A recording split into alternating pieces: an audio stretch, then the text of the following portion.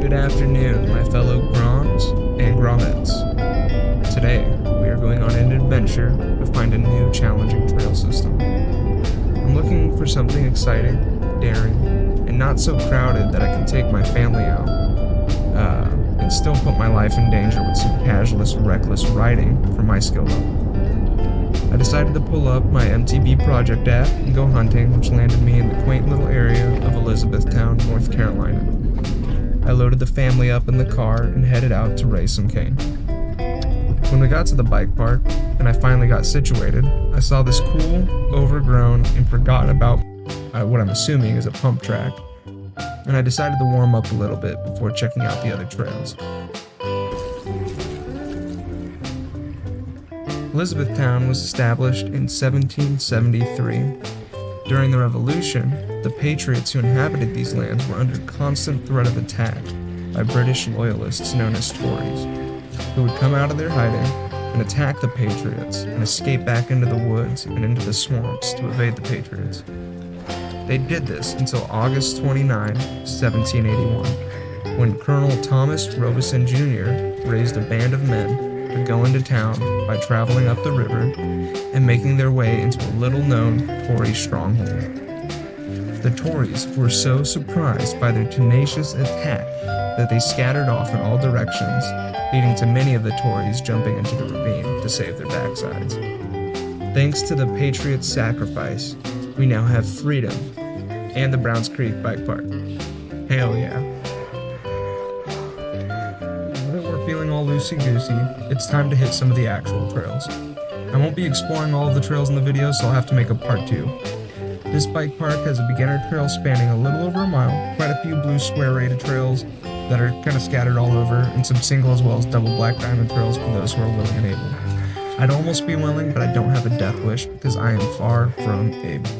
Today I'm just going to make it down to the beginner loop, which will take me to the Welcome to Browns Creek Trail, then dive into the field loop and rattle down the Highway 87 loop to check out where the Greens Outer Loop starts, so I can find Ben's Brown Thunder, and head back as I'm short on daylight. Hopefully, I don't get lost as I tend to on new trails. Just a little bit of foreshadowing for you.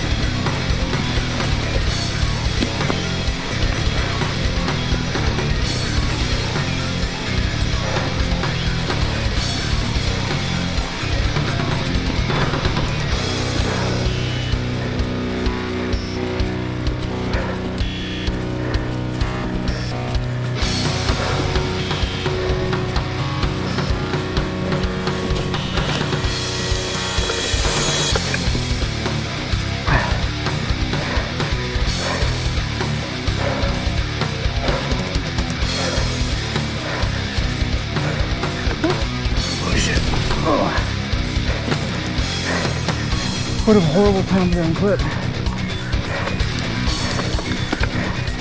Oh shit. Oh, I'm back in. Motherfucker. Woo!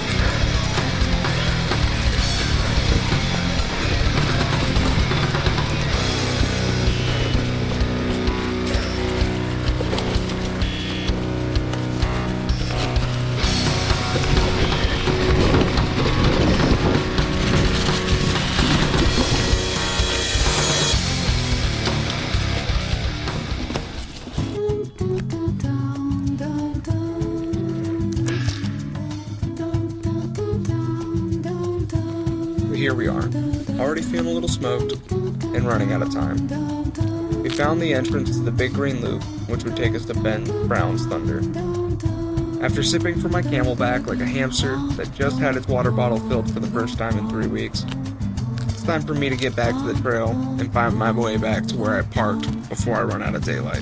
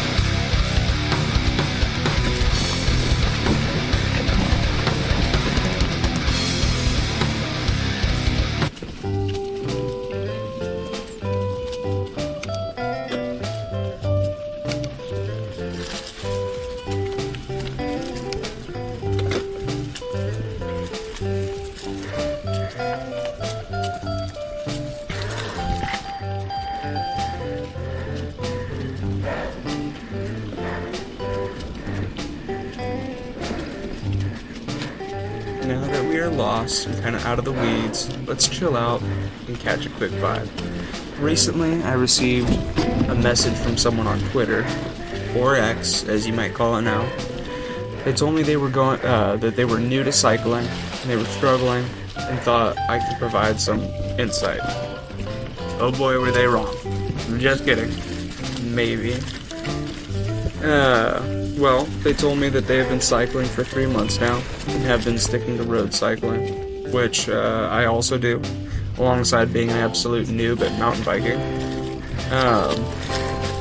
They mentioned that they have been biking once to twice a week at around 10 to 20 miles per session. Try to hype them up and let them know that it seemed fairly reasonable for a beginner, because I remember my first 20-mile ride and my knees were weak, my arms were, well, never mind, I don't want the copyright strike, but it sucked. Anyway, I mentioned heart rate tracking as a way of measuring progress. If you can do the same route, on the same bike, the same speed, with your heart rate progressively averaging lower for the duration, then that's probably a sign that your body's ready to push harder and increase that heart rate. I then told them that comparing yourself to others when you are a beginner is not a reliable metric of self-improvement. Really, it is incredibly easy to end up in the mental pitfall of comparing yourself to another person when they have got a different energy level, different gear ratio, different rider and bike weight, different adaptation to the conditions, etc., etc., etc. It's more efficient, in my opinion, to track heart rate and track watts and average. Even then, why waste your time comparing yourself to others? What's the point? There's always going to be someone bigger, better, badder, and stronger. You should wake up every day wanting to be a better you. You, from yesterday, should be the person that you are comparing yourself to today. But don't turn cycling into a job. You will get burned out. You will lose all passion. Challenge yourself for the thrill of it. Have the discipline to maintain it. Never lose sight of why you started, and enjoy the beautiful sights along the way. Charge on, even when you're practically gulping in air, because you're riding into a headwind. A good one, guys. Take it easy.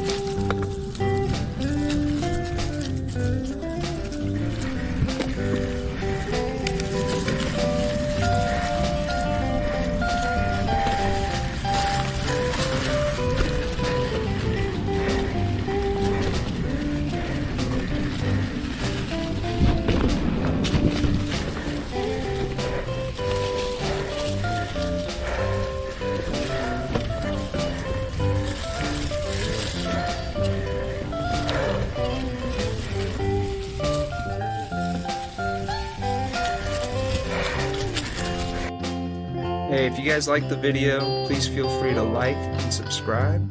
If you want to follow me on Twitter, that'd be awesome too, ArktoseMTB. Feel free to shoot me a message anytime. Take it easy, guys.